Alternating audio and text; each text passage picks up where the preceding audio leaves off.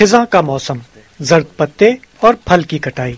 یہ ہے شمالی لبنان کا پہاڑی علاقہ بطرون، جہاں 2 ماہ سے جاری انگور اتارنے کا کام اپنے آخری مراحل میں ہے۔ احتیاط سے رکھے گئے یہ انگور ایک مقامی وائن فیکٹری کے لیے ہیں۔ اس باغ اور وائن فیکٹری کی مالک نائلہ بتار ہیں۔ انہیں یہ کام 10 برس پہلے اپنے والد سے ورثے میں ملا۔ وہ لبنان میں وائن کے کاروبار میں اس وقت واحد خاتون ہیں۔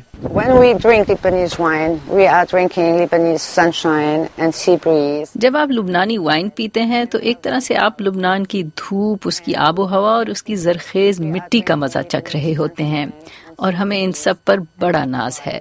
And we are very proud of it. وائن تو بہت سارے لوگ بناتے ہیں، لیکن نائلہ بتار کے مطابق اچھی وائن بنانے کے لیے آپ کو اس کام سے دلی لگاؤ ہونا چاہیے۔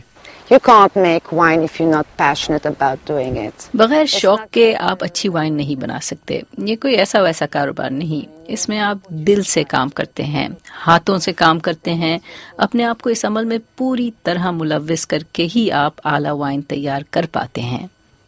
انگور سے وائن بنانے کے عمل کو 3 مرحلوں میں بانٹا جا سکتا ہے۔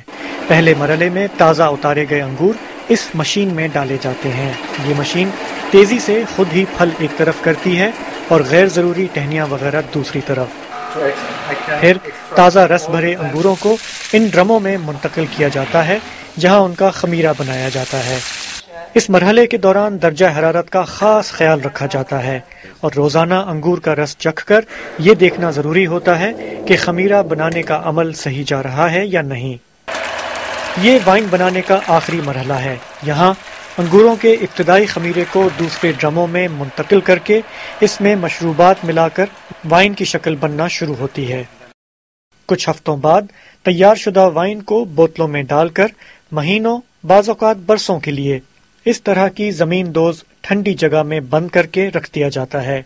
لبنان کو ایک لمبے عرصے تک اس کی لڑائی تباہی کی وجہ سے جانا جاتا رہا ہے، لیکن یہاں پر جو کاروباری لوگ ہیں، انگور اگاتے ہیں، جو وائن بناتے ہیں، ان کا کہنا یہ ہے کہ وائن کے ذریعے ان کی کوشش ہوگی کہ اس ملک کا جو باہر امیج ہے اس کو بدلا جائے اور لبنان کو ایک ترقی یافتہ ملک کے طور پر پیش کیا جائے۔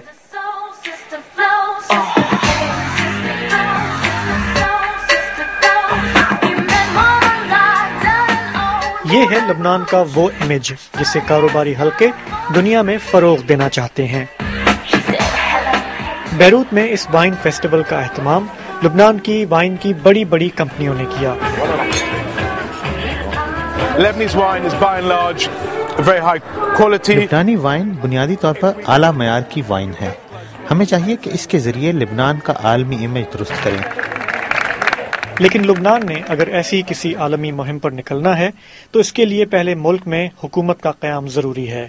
پچھلے کئی ماہ سے یہاں سیاستدان کوششوں کے باوجود حکومت نہیں بنا پائے ہیں۔ ایسے میں ان باغات میں کام کرنے والے اس امید کے ساتھ اپنے کام میں لگے ہوئے ہیں کہ انہیں اپنی محنت کا پھل ضرور ملے گا۔ شاہ زیب جیلانی، BBC، بیروت۔